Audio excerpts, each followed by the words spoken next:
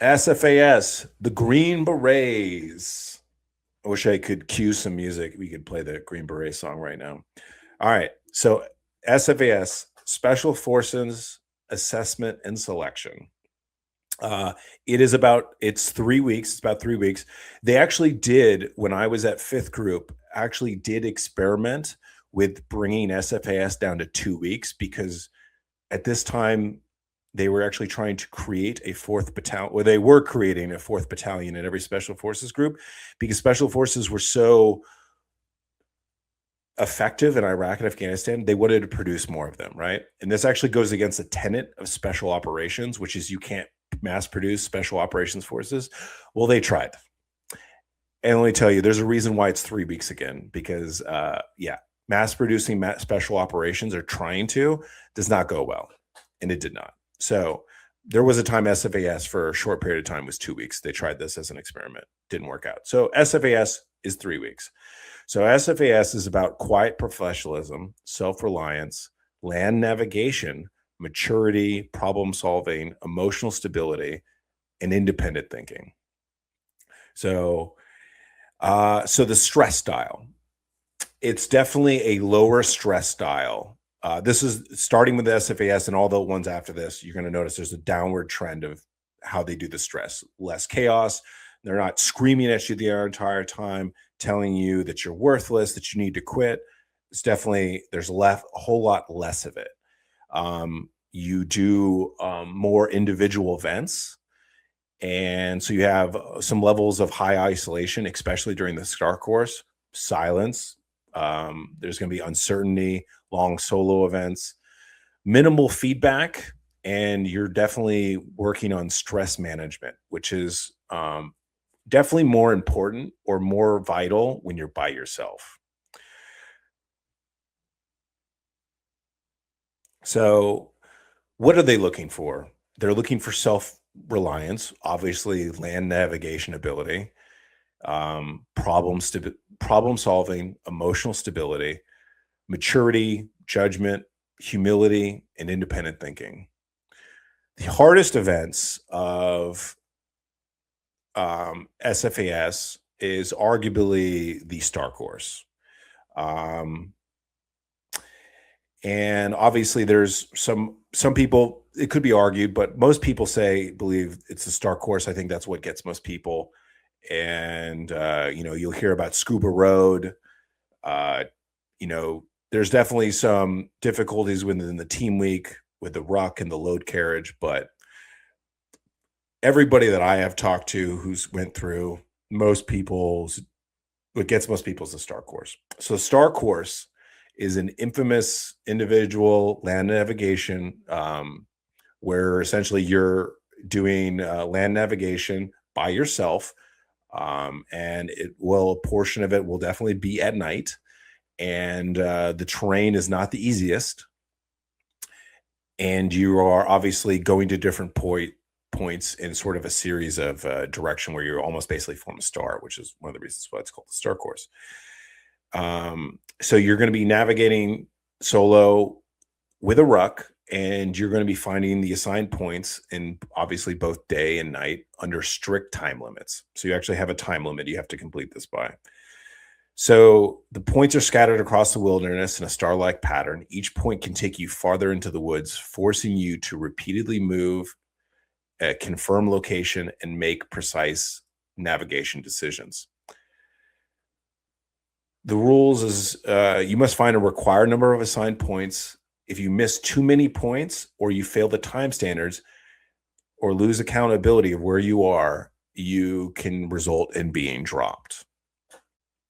So it's in the thick woods, swamp area of near Fort Bragg.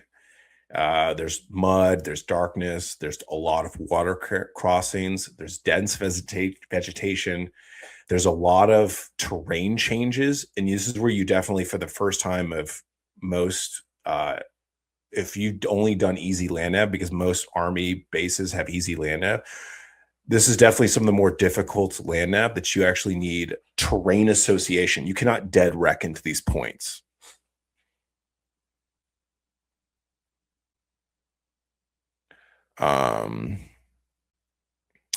Let's see. So in the STAR course, you're going to hear about Scuba Road, right? It's a notoriously difficult swamp area where candidates may have to wade through deep, murky water while carrying their ruck overhead. And it can definitely be physically draining and psychologically frustrating. So, so why is the STAR course hard? So one, it's definitely some more to the advanced land navigation terrain.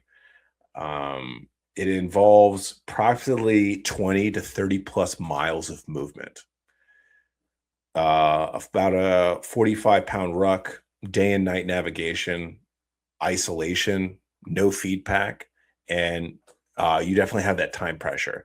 So this is definitely one of the first events like you'll notice that this is the toughest event in SFAS, and we'll get into this later. Luckily, SFAS only has this say you have this equivalent of STAR course. Going to Delta and ISA selection is like doing the STAR course every single day. So that's just already kind of give you an example of what the difference between the tier 2 and the tier 1. That does not make this any less difficult. The STAR course is not easy, and it's designed like that for a reason. So you need to know pace count. So if you're going to do terrain association, you need to know how to do pace count, which is knowing your exact steps for every 100 meters you go. And that way that you can use that, because if you need to go around a piece of terrain, you need to have your pace count and your azimuth directions. If not, you will get lost and you won't get back onto track as you go around certain pieces of terrain. You can do this during day, but you also have to practice this because this is much harder at night.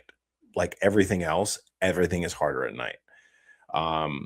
The terrain, the fatigue, the hills, and the darkness all change your stride length. So that's why you need to know your pace count when going over different types of terrain, how you may change your movement going around certain things, how you're turning, and especially at night, a lot of people have a shorter stride at night. So you need to know what your pace count. So knowing all these things make you that much more effective as somebody who's doing land navigation, especially when during terrain association. So if you can practice all these things before you get to SFAS, you're going to be essentially head of the pack, and it's definitely going to help you out. And I can't stress this enough. Terrain association is very important, right? And this is obviously you need this in Delta selection, because Delta is by far the worst terrain I've ever seen.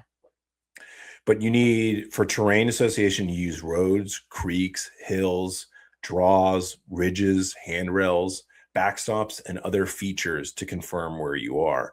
Because the reason why you use terrain association, because you can't just walk in a straight line to everything, right? And you need to use these things, whether they're handrails. There's a number of different techniques, but this is how you get around these certain types of terrain in order to get to your point. Because when you can't dead reckon, you have to do terrain association.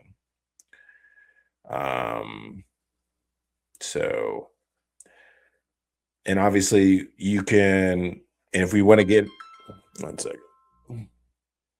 So when you're trying to terrain associate, you kind of move to a known terrain feature. You take a shorter, precise bearing over 400 to 500 meters and then to the target. So probably this is like a longer video that I could get into of how to do terrain association. And actually, now that I think about it, that actually may not be a bad video, is how to really break down terrain association. But I will save that for another time, because I could already tell that I am going to go down a rabbit hole and we'll never get to these other selections. All right. So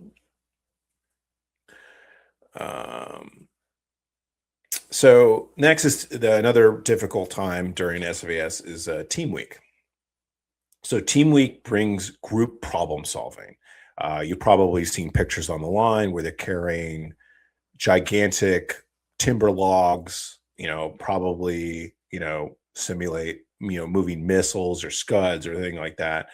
You're going to be evaluated on your leadership. There is these, like I said, this, known as apparatus carries, logs, They're going to be giving you awkward loads, both weight and shape. And you have to figure out how between your team, how to move them certain distances. So this will expose ego, poor teamwork, lack of leadership, and emotional instability, because these are very frustrating situations, because you have to be sort of very creative. And the more creative that you are, that can definitely help. But when you have, in your team, so many people trying to come up with different things, and this is where you're going to start to see infighting, and they're going to be looking at you of how you work within that team environment, especially these very high stress team environments. And there's design in order to bring out the people who suck on teams, because especially in an SF team, you're very team oriented, because their style of mission is they get dropped behind enemy lines, hook up with the local rebels, whether it's like Vietnam, the Mountain Yards, Afghanistan, after 2001, it was with the Northern Alliance, and they sort of help to train up the local militia, the local rebels, and they create their own little army. But we got to remember, they're behind enemy lines, right? So they're very self-sufficient within their team, but that's all they have is that team. So teamwork is extremely important in SFAS in order to evaluate. They actually do have a long movement, the trek. It's commonly discussed anywhere between 18 to 24 plus miles, and you are carrying probably over a 45-pound load at least. So how do you prepare for SFAS?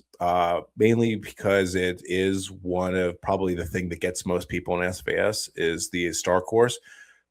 Practicing land navigation, both day and night, terrain association, and know your pace counts, right? Over all different types of terrain during the day, during the night, and being able to ruck under load, because you're going to be moving under load with a ruck on. Even when you're lifting these apparatuses and you're doing these team events, you're constantly going to have a ruck on.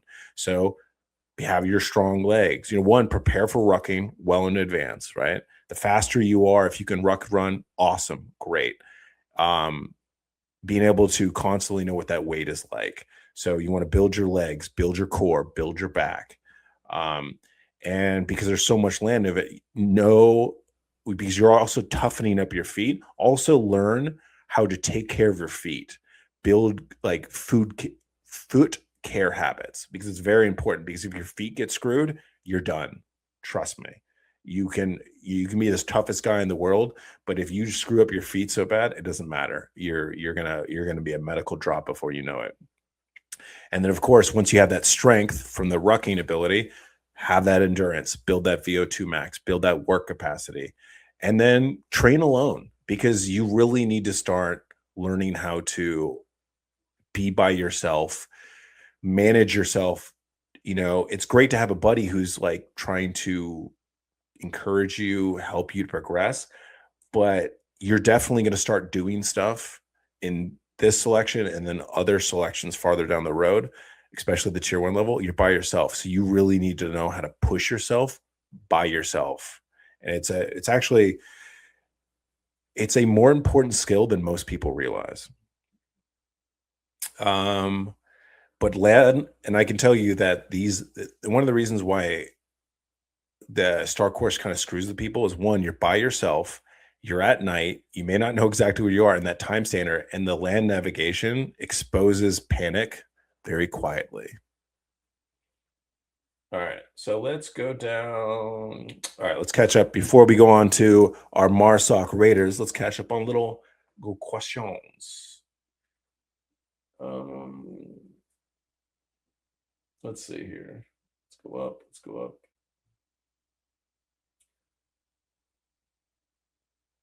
All right.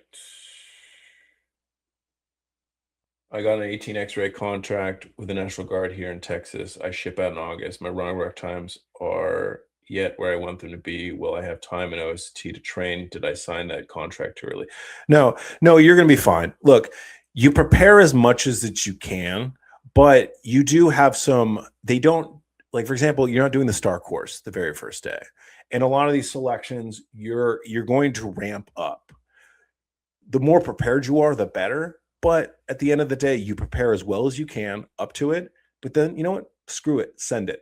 Just, because even if for worst case scenario, you, for some reason, get hurt or you don't make it, you are going to learn more about yourself going through these selections than you can through probably almost anything in your life. And you talk to anybody who's ever been a selection, it is one of the biggest character building events of their lives. And I think everybody should try it at least once.